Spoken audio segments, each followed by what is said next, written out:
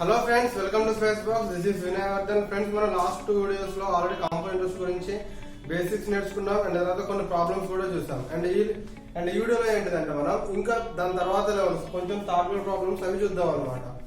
So ఇప్పుడు ఇక్కడ problem లో the compound interest on 20,480 at 6.1/4% per annum for 2 years 73 days is. So ఇక్కడ 20,480 రూపాయలకి 6.1/4% పర్ యానం ఇంట్రెస్ట్ చొప్పున 2 సంవత్సరాల 73 రోజులకి కాంపౌండ్ ఇంట్రెస్ట్ ఏమవుతుంది అంటున్నాడు. ఓకేనా, ఇది క్వశ్చన్ అనమాట. సో జనరల్ గా దీన్ని ఫార్ములా బేస్ లో వేస్తే 2 రోజులు పట్టింది. సో ఇప్పుడు మనకి ట్రీ బేస్ లో చేద్దాం. సో ట్రీలో ప్రతి ఒక్కటి కూడా క్లియర్ వస్తుంది అనమాట. సో మనకి ఇక్కడ ఏమి ఇచ్చిండు, రేట్ ఆఫ్ ఇంట్రెస్ట్ ఎంత ఇచ్చిండు, 6.1/4%. ఓకేనా, అండ్ ఆ తర్వాత టైం ఎంత ఇచ్చిండు, 2 years 73 days.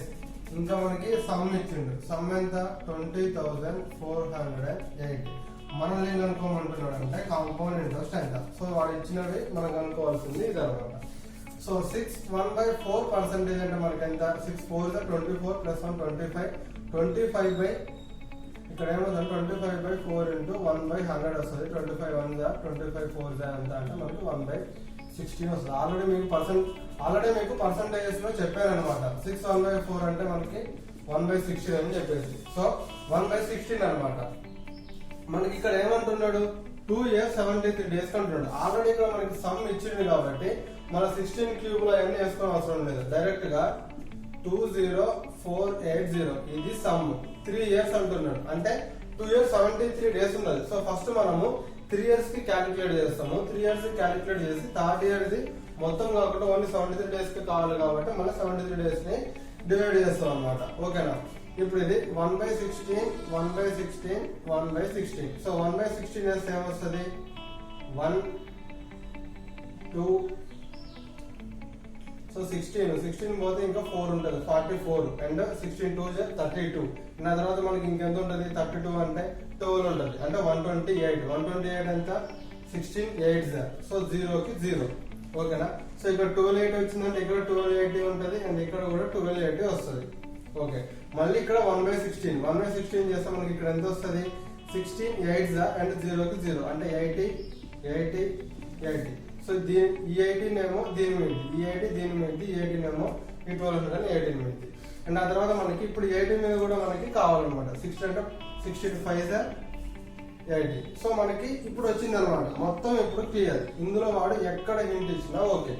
సో ఇక్కడ ఏంటిదంటే మనకి ఇది టోటల్ ఇదేంటిది, థర్డ్ ఇయర్ యొక్క కాంపౌండ్ ఇంట్రెస్ట్ మొత్తం.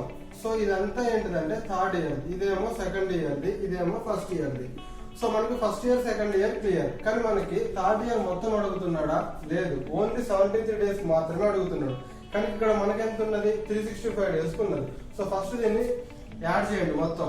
5 8 4 24 2 4 4 4 2 2 4 అండ్ 1445 అనేది మనకి ఎంత వచ్చిందంటే థర్డ్ ఇయర్ మొత్తానికి కలిపిన కాంపౌండ్ ఇంట్రెస్ట్. సో 1445 అనేది 365 days కి మనకి ఎంత కావాలి, 73 days మాత్రమే కావాలి. సో 73 1 73 5 5 1 5 2 ఎంత మిగిలింది, 4 44 5 8 అండ్ 4 మిగిలింది 5 9. సో మనకి థర్డ్ ఇయర్ అంటే 73 days కి ఎంత వచ్చింది అంటే కాంపౌండ్ ఇంట్రెస్ట్ అనేది 289 రూపీస్ వచ్చింది. ఓకేనా, అండ్ తర్వాత సెకండ్ ఇయర్ కాంపౌండ్ ఇంట్రెస్ట్ ఎంత వచ్చింది, 0631 1360 వచ్చింది. అండ్ ఫస్ట్ ఇయర్ ఎంత అంటే 1280. సో ఈ మొత్తం కనుక మనము ప్లస్ చేసుకుంటే యాడ్ చేసుకుంటే అదే మనకి 2 years 73 days యొక్క కాంపౌండ్ ఇంట్రెస్ట్ అనమాట. So 1280 plus 1360 plus 289 9 8 8 16 16 plus 2 22 and 3 2 5 5 2 7 7 2 9 2. ఓకేనా, సో ఇప్పుడు 20,480 రూపాయలకి సంవత్సరానికి 6.1/4 రేట్ ఆఫ్ ఇంట్రెస్ట్ ప్రకారం 2 సంవత్సరాల 73 రోజులకి ఎంత వచ్చింది అంటే 2,929 రూపాయలు వచ్చింది అనమాట. సో ఇక్కడ ఏంటిదంటే మనకి ఇట్లా 73 days, 2 years 4 months, 2 years 3 months, 2 years 6 months, 2 years 9 months ఇట్లా అడుగుతుంది అనమాట. ఇట్లా అడిగినప్పుడు మనం ఏం చేస్తామంటే టోటల్ 3 years కి మనం క్యాలిక్యులేట్ చేస్తాము. 3 years క్యాలిక్యులేట్ చేసిన తర్వాత థర్డ్ ఇయర్ది, ఈ థర్డ్ ఇయర్ ఏంటిదంటే వచ్చింది, ఇది థర్డ్ ఇయర్ మొత్తాన్ని, కానీ మనకి థర్డ్ ఇయర్ కంప్లీట్ గా అవసరం లేదు, ఓన్లీ జస్ట్ 73 days కే కావాలి. సో ఇది 1445 అనేది 365 days కి అయితే 73 days కి ఎంత అంటే 289 rupees అవుతుంది. సో వీటన్నిటిని ప్లస్ చేసుకుంటే మనకి 2 years 73 days కి కాంపౌండ్ ఇంట్రెస్ట్ ఎంత మనకు వస్తుంది అనమాట. And next problem, a man saves 200 at the end of each year and lends the money at 5% compound interest. How much will it become at the end of 3 years? So ఒక person ఉన్నాడు, తను ప్రతి సంవత్సరం ending లో 200 రూపాయలు save చేసుకుంటాడు అనమాట. ఆ సేవ్ చేసిన 200 రూపాయలు వడ్డీకి ఇస్తాడు. ఎంత అంటే కాంపౌండ్ ఇంట్రెస్ట్ కి 5% per annum చొప్పున వడ్డీకి ఇస్తాడు. అయితే అట్లా ఇస్తే 3 years తర్వాత ఆ మనీ ఎంత అవుతుంది అనేది మళ్ళీ అడుగుతున్నాడు. సో ఇప్పుడు ఫస్ట్ ఇయర్ ఉంది. సో ఫస్ట్ ఇయర్ లో తను ఎంత సేవ్ చేస్తాడు, 200 రూపీస్ సేవ్ చేస్తాడు. ఈ 200 రూపీస్ మీద మనకి 5% అనేది వడ్డీ పడుతుంది. ఎంత, 200 లో 5% ఎంత అంటే 10 రూపీస్. ఓకేనా. ఇప్పుడు సెకండ్ ఇయర్ చూద్దాం. సెకండ్ ఇయర్ లో ఏమవుతుంది, ఇక్కడ 200 అతను సేవ్ చేసింది సెకండ్ ఇయర్ లో, అండ్ ఫస్ట్ ఇయర్ లో ఉన్న 200 మొత్తం ఎంత అయింది అంటే 400 రూపీస్ అవుతుంది. సో ఇప్పుడు ఈ 400 మీద 5% వడ్డీ పడుతుంది. 400 మీద 5% అంటే ఎంత ఉంటుంది, 20 రూపీస్ అవుతుంది. అయితే ఇప్పుడు మనకి ఇది కాంపౌండ్ ఇంట్రెస్ట్ అన్నాడు. కాంపౌండ్ ఇంట్రెస్ట్ అంటే ఏంటిది, దీని మీద అసలుతో పాటు అంతకు ముందు ఇయర్ వడ్డీ మీద కూడా వడ్డీ పడుతుంది మనకి. సో దీని మీద 10 రూపీస్ మీద 5% వడ్డీ అంటే ఎంత అవుతుంది, 0.5 రూపీస్ అవుతుంది. So second year clear. And third year చూద్దాం. థర్డ్ ఇయర్ లో ఈ 400 రూపీస్ ఓకే, మళ్ళీ థర్డ్ ఇయర్ లో సేవ్ చేసిన 200, ఈ 400 ప్లస్ థర్డ్ ఇయర్ 200 మొత్తం ఎంత అవుతుంది అంటే ఇక్కడ 600 రూపీస్ అవుతుంది. ఈ 600 రూపీస్ మీద 5% per annum. సో 5% వడ్డీ ఏమవుతుంది, 30 రూపీస్ అవుతుంది. ఓకేనా. ఇప్పుడు థర్డ్ ఇయర్ అసలు మీద ఓకే, అండ్ ఇప్పుడు first year and second year వడ్డీల మీద కూడా మళ్ళీ మనకి వడ్డీ పడుతుంది. సో ఇప్పుడు ఇక్కడ ఈ 10 రూపాయల మీద 5% వడ్డీ ఎంత అంటే 0.5, అండ్ ఆ తర్వాత ఈ 20 రూపీస్ మీద వడ్డీ ఎంత అంటే 1, అండ్ ఆ తర్వాత ఈ 0.5 మీద వడ్డీ ఎంత అంటే 0.025. 0.5 లో 5% ఎంత అంటే 0.025 అని చెప్తాం. ఓకేనా. సో ఇప్పుడు ఇదన్నమాట మనకి ఫస్ట్ ఇయర్ లో ఎంత వచ్చింది వడ్డీ, 10 రూపీస్ వచ్చింది. అండ్ సెకండ్ ఇయర్ లో వడ్డీ ఎంత వచ్చింది, 20.5 రూపీస్ వచ్చింది. అండ్ థర్డ్ ఇయర్ లో ఎంత వచ్చింది, 31.525 రూపీస్ వచ్చింది. ఓకేనా. ఇది మొత్తం వచ్చిన వడ్డీలు అనమాట. సో వీటన్నిటిని ప్లస్ చేసుకుంటే ఇక్కడ 10 రూపీస్, ఫస్ట్ ఈ పాయింట్స్ ని వదిలేయండి, ఫస్ట్ మొత్తం మెయిన్ వాల్యూస్ ని ప్లస్ చేయండి. 10, 20 అండ్ 30 ఏమో 31 మొత్తం ఏమవుతుంది 61 రూపీస్ అవుతుంది. 61 ఓకే. ఇక్కడ ఏమైనా పాయింట్ వాల్యూ ఉందా, ఏం లేదు. Okay clear. ఇక్కడ 0.5 ఉంది, ఇక్కడ ఏమో 0.525 ఉంది. అప్పుడు ఏమైతుంది మొత్తం 1.025 అవుతుంది. సో దీనికి ప్లస్ 1.025 యాడ్ చేస్తే మొత్తం ఏమైంది 62.025 రూపీస్ అయింది. సో మొత్తం ఏమో ఇక్కడ 600 రూపీస్, అసలేమో 600 రూపీస్, వడ్డీనేమో 62 రూపాయల 025 రూపీస్ అనమాట. సో మొత్తం ఏమైతుంది, అప్పుడు దీనికి 600 అనేది మనం యాడ్ చేసుకోవాలి. యాడ్ చేసుకుంటే ఏమైతుంది 662 రూపీస్ 0.025 అనేది మనకి అతనికి 3 years తర్వాత వచ్చే అమౌంట్ అనమాట. సో చాలా సింపుల్ అనమాట. తను ప్రతి సంవత్సరం 200 రూపాయలు సేవ్ చేస్తాడు. సో ఇక్కడ 200 రూపాయల మీద ఫస్ట్ ఇయర్ 5% వడ్డీ ఎంత అంటే 10 రూపీస్ పడుతుంది. సెకండ్ ఇయర్ లో ఈ 200 ప్లస్ సెకండ్ ఇయర్ లో సేవ్ చేసే 200 మొత్తం 400. ఈ 400 మీద 5% ఎంత అంటే 20 రూపీస్. అండ్ ఇది కాంపౌండ్ ఇంట్రెస్ట్ కాబట్టి అంతకు ముందు వడ్డీ మీద కూడా వడ్డీ. ఈ 10 రూపీస్ మీద 5% ఎంత అంటే 0.5. అండ్ ఆ తర్వాత థర్డ్ ఇయర్ లో ఇప్పుడు ఈ 400 ప్లస్ ఈ 200 మొత్తం 600 అవుతుంది. ఈ 600 లో 5% ఎంత అంటే 30. అండ్ ఆ తర్వాత ముందు వడ్డీల మీద కూడా వడ్డీ రాయాలి కాబట్టి 10 మీద వడ్డీ ఎంత అంటే 0.5, 20 మీదనేమో 1, 0.5 మీదనేమో 0.025. మొత్తం వడ్డీ ఎంత అంటే 62.025. సో ఇక్కడ మనకి అసలు ఎంత అంటే 600 ప్లస్ ఈ 62.025 మొత్తం ఎంత అయిందంటే 662.025 రూపీస్ అయింది. Next problem, what is the difference between the compound interest on 5,000 for 1.5 years at 4% per annum, compounded yearly and half yearly. So ఇప్పుడు ఇక్కడ ఏమడుగుతున్నారంటే 5,000 మీద 5,000 ఒకదానికి వడ్డీకి ఇచ్చిండు, దాన్ని 4% per annum అనమాట 1.5 year కి. అయితే ఇక్కడ క్వశ్చన్ ఏంటిదంటే ఈ 1.5 year కి కాంపౌండెడ్ ఇయర్లీ చేస్తే వచ్చే వడ్డీకి హాఫ్ ఇయర్లీ చేస్తే వచ్చే దానికి అమౌంట్ కి మధ్య డిఫరెన్స్ ఎంత అనేది అడుగుతున్నాడు అనమాట. So what is the difference between compound interest on 5,000 for 1.5 years at 4% per annum compounded yearly and half yearly. So first compounded yearly చూద్దాం. సో ఇక్కడ రేట్ ఆఫ్ ఇంట్రెస్ట్ ఎంత 4%, అండ్ ఆ తర్వాత సమ్ ఎంత, ప్రిన్సిపల్ ఎంత అంటే 5,000, అండ్ ఆ తర్వాత టైం ఎంత 1.5 year, 1/2 years. సో ఇది మనకి. సో ఇప్పుడు ఆల్రెడీ మనకి సమ్ ఇచ్చింది కాబట్టి మనకి పెద్దగా ఫరక్ పడదు. సో ఇక్కడ మళ్ళీ ఎంత అనేది తెలుసుకోవాల్సిన అవసరం లేదు. సో 5,000 ఇచ్చిండు. 5,000 మీద మనకి ఫస్ట్ కాంపౌండెడ్ ఇయర్లీ చూద్దాం. సో కాంపౌండెడ్ ఇయర్లీ చేస్తే 1.5 year ఇచ్చిండు. సరే, కానీ మనకు కావాల్సింది మనకి ఇక్కడ 2 years చేసుకొని ఆ తర్వాత ఒక హాఫ్ ఇయర్ తీసేస్తాం. సో ఇప్పుడు 1.5 year ఇస్తే 4% ఉన్నది అండ్ 4%. సో 5,000 లో 4% ఎంత అవుతుంది 200 రూపీస్ అవుతుంది, అండ్ ఇక్కడ 200 రూపీస్ వస్తుంది. అండ్ ఆ తర్వాత ఈ 200 లో మళ్ళీ 4% ఎంత అవుతుంది అంటే 8 అవుతుంది. ఓకేనా.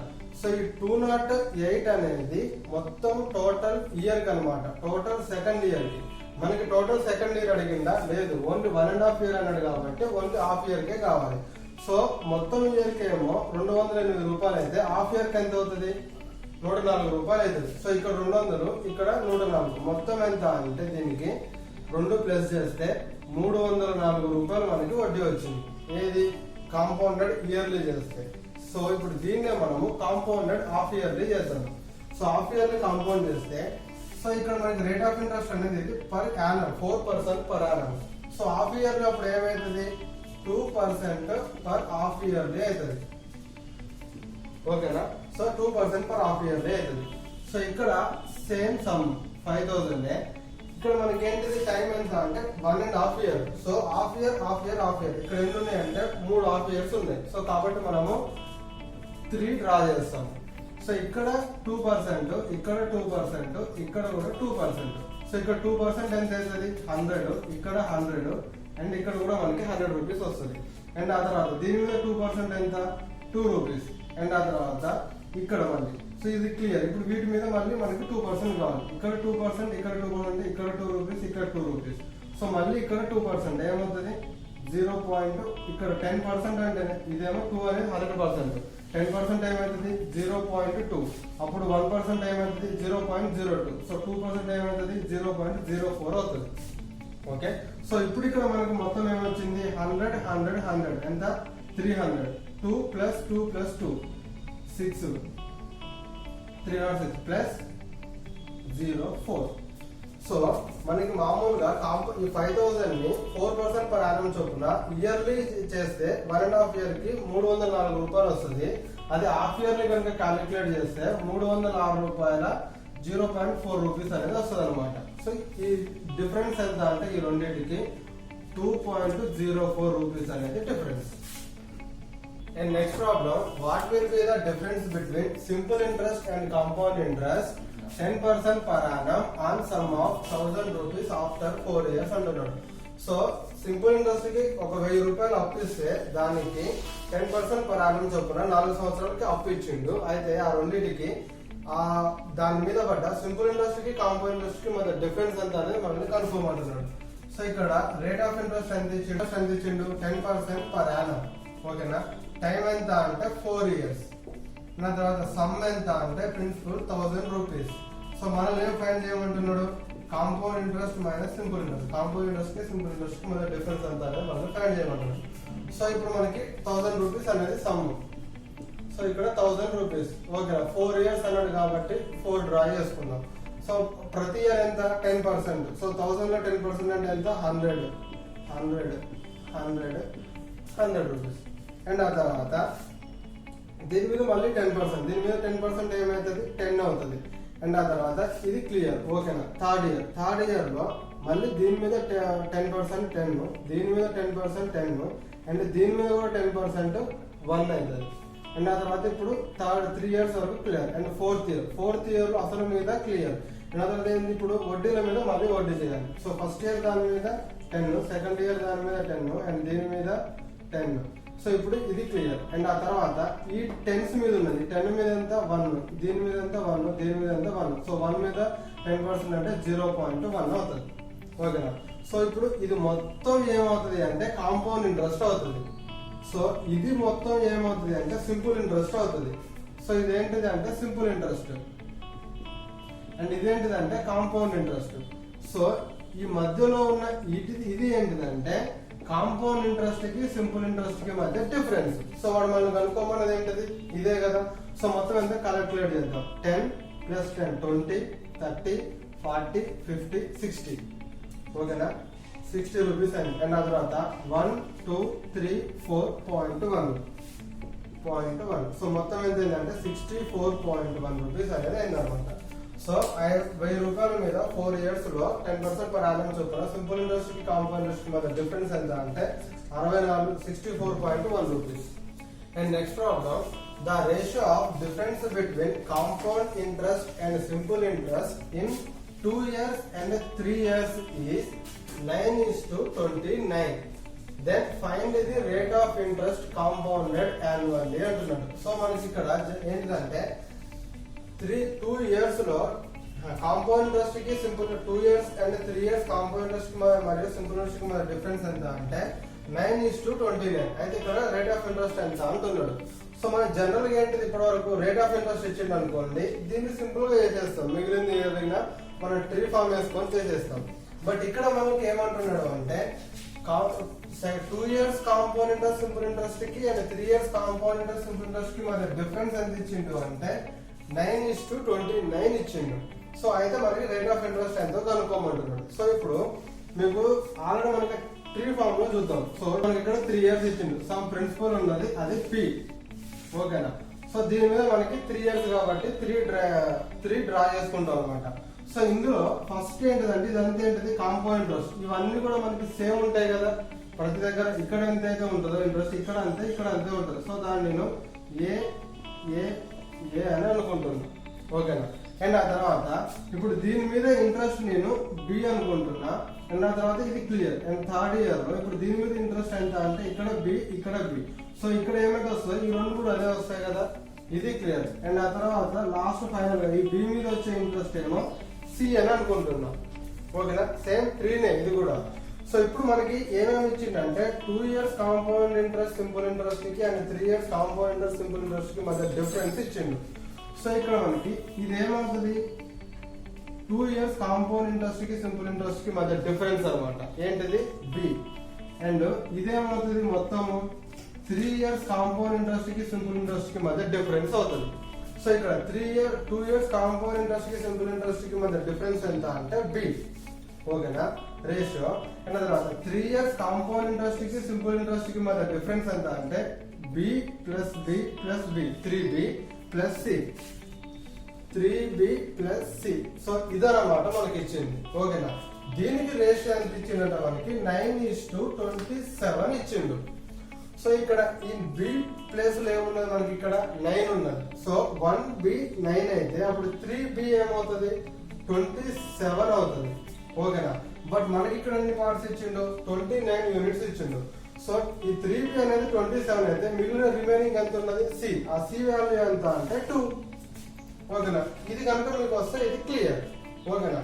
సో ఇప్పుడు ఇక్కడ ఈ బి వాల్యూ ఎంత అంటే 9, ఈ బి వాల్యూ ఎంత అంటే 9, ఈ బి వాల్యూ ఎంత అంటే 9, ఈ సి వాల్యూ ఎంత అంటే 2. ఓకేనా. సో ఈ 2 ఎక్కడ వచ్చింది అంటే ఈ 9 మీద పడ్డ ఇంట్రెస్ట్ ఈ 2 అనమాట. ఓకేనా. సో ఇప్పుడు ఏంటిది మనకి రేట్ ఆఫ్ ఇంట్రెస్ట్ ఎంత పడ్డది అంటే 2/9 into 100. ఇది మనకి ఇంట్రెస్ట్. 2/9 అంటే ఏంటి మనకి 22 2/9%. సో దీని మీద ఇప్పుడు కాంపౌండ్ రేట్ ఆఫ్ ఇంట్రెస్ట్ ఎంత అంటే 22 2/9%. ఓకేనా. నేను మళ్ళీ ట్రీనే డ్రా చేశాను చూడండి. సమ్ ప్రిన్సిపల్ ఉన్నది, ఆ ప్రిన్సిపల్ మీద మనకి ఫస్ట్ ఇయర్ వచ్చే కాంపౌండ్ ఇంట్రెస్ట్ ఇదంతా ఏంటిది సింపుల్ ఇంట్రెస్ట్. ఓకేనా. ఈ ఏస్ మొత్తం 3a అంటే ఏంటిదంటే ఇది సింపుల్ ఇంట్రెస్ట్. సో ఇది మొత్తం కలిపితే ఏమవుతుంది అంటే compound interest. Okay. So first year the okay a అయిపోయింది. సెకండ్ ఇయర్ కాంపౌండ్ ఇంట్రెస్ట్ వచ్చింది. సో ఈ కాంపౌండ్ ఇంట్రెస్ట్ కాబట్టి దీని మీద కూడా మళ్ళీ వడ్డీ పడుతుంది. దాన్ని నేను బి అనుకుంటున్నాను. అండ్ ఆ తర్వాత ఇక్కడ బి ఉంటే అంటే మన థర్డ్ ఇయర్ లో కూడా ఇదే ఏ మీద మనకి ఇంట్రెస్ట్, ఇదే ఏ మీద ఇంట్రెస్ట్, దాన్ని కూడా నేను బి అనుకుంటున్నా. మనకి ఇందాక ట్రీ ఫార్మ్ లో కూడా ఉంది, సేమ్ వస్తుంది. ఫర్ ఎగ్జాంపుల్ మీకు ఇంకొక ఎగ్జాంపుల్ చెప్తా. 1000 రూపీస్ ఉన్నది. 1000 రూపీస్ మీద 10% పర్ యానం చొప్పున 3 years ఎంత అవుతుంది అంటే ఇక్కడ 10%, 10%, 10% ఎంత అవుతుంది? 100, 100, 100. సో సేమ్ వచ్చినాయి కదా 3 years. దీన్ని నేను ఏ అనుకున్నాను అనమాట. అండ్ ఆ తర్వాత దీని మీద మనకి మళ్ళీ 10% పడుతుంది. అది ఎంత అవుతుంది? 10 అవుతుంది.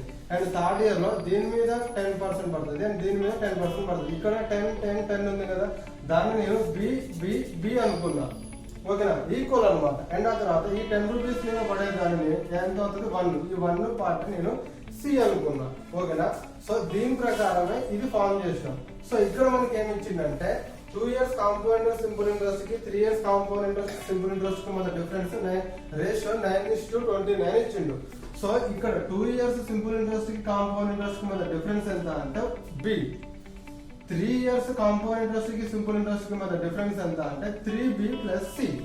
సో ఇక్కడ b వాల్యూ b/3b + c. దీని వాల్యూ మనకి ఏమి ఇచ్చిందంటే 9:29 ఇచ్చిండు. ఇక్కడ b1b అంటే ఎంత? 9 ఇచ్చిండు. సో ఇక్కడ 3b ఏమవుతుంది అంటే 27 అవుతుంది. సో ఇక్కడ మనకి ఇచ్చింది యాక్చువల్గా 29 పార్ట్స్. సో మిగిలిన 2 పార్ట్స్ ఏంటిదంటే c అనమాట. సో ఈ c ఇప్పుడు ఈ 2 పార్ట్స్ ఏమొచ్చింది అంటే ఈ b మీద some rate of interest calculate చేస్తేనే ఈ c వాల్యూ 2 units వచ్చింది. అందుకే 2/9 అంటే ఎంత అంటే 22/9%. Please comment below if you want us to make a video regarding any topic. Please like, share and subscribe and follow us on Twitter, Instagram and Facebook.